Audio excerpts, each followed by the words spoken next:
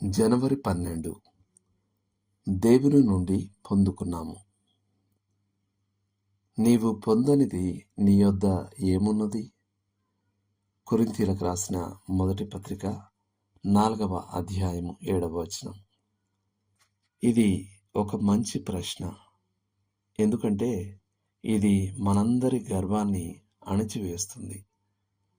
మనం పొందనిది మన దగ్గర ఏదీ లేదు. మన శారీరక మానసిక సామర్థ్యాలను మనం పుట్టుక ద్వారా పొందాం. మనం ఎలా కనబడుతున్నాం, మనకెంత మేధస్సు ఉంది అనేవి గర్వపడటానికి వీలు లేకుండా మన అదుపులో లేని విషయాలు. అది కేవలం పుట్టుకతో యాదృచ్ఛికంగా జరిగినదే.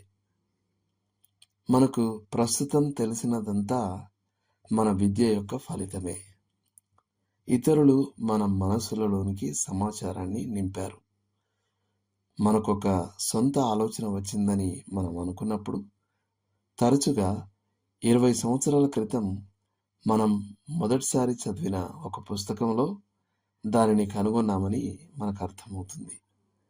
ఎమర్సన్ ఇలా అన్నాడు, నా అత్యుత్తమ ఆలోచనలన్నీ పూర్వీకుల నుండి పొందినవే. మరి మన తలాంతుల సంగతి ఏమిటి? కొన్ని తలాంతులు ఖచ్చితంగా కుటుంబంలో వారసత్వంగా వస్తాయి. అవి శిక్షణ, సాధన ద్వారా అభివృద్ధి చెందుతాయి.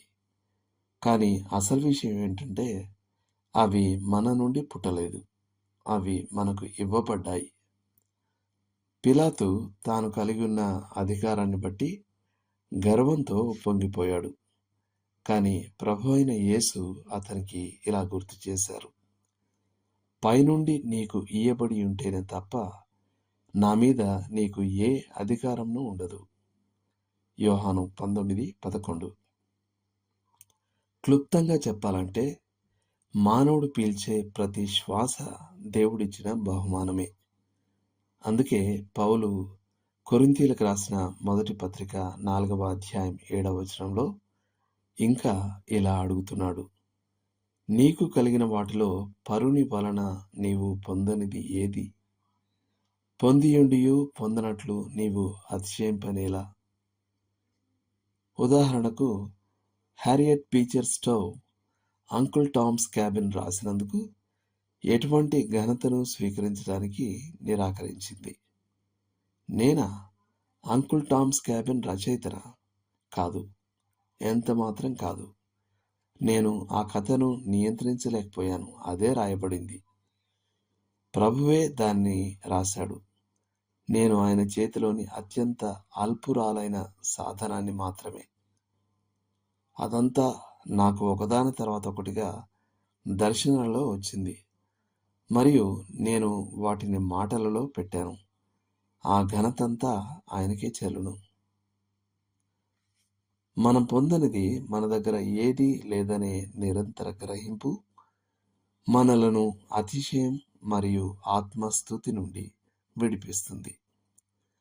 మరియు మనం పొందియున్న లేదా చేసిన ఏ మంచి విషయానికైనా దేవునికి మహిమ చెల్లించేలా మనలను నడిపిస్తుంది. కాబట్టి యెహోవా ఇలాగు సెలవిచ్చుచున్నాడు, జ్ఞాని తన జ్ఞానమును బట్టియు, శూరుడు తన శౌర్యమును బట్టియు, ఐశ్వర్యవంతుడు తన ఐశ్వర్యమును బట్టియు అతిశయింపకూడదు. అతిశయించువాడు దేనిని బట్టి అతిశయింపవలెననగా భూమి మీద కృపచూపుచు నీతి న్యాయములు జరిగించుచునున్న యెహోవాను నేనే అని గ్రహించి నన్ను పరిశీలనగా తెలుసుకుంటను బట్టియే అతిశయింపవలను. అట్టి వాటిలో నేను ఆనందించువాడనని యెహోవా సెలవిచ్చుచున్నాడు. ఇర్మియా 9:23-24 వచనాలు. దేవుడు మిమ్మును దీవించునుగాక. ఆమెన్.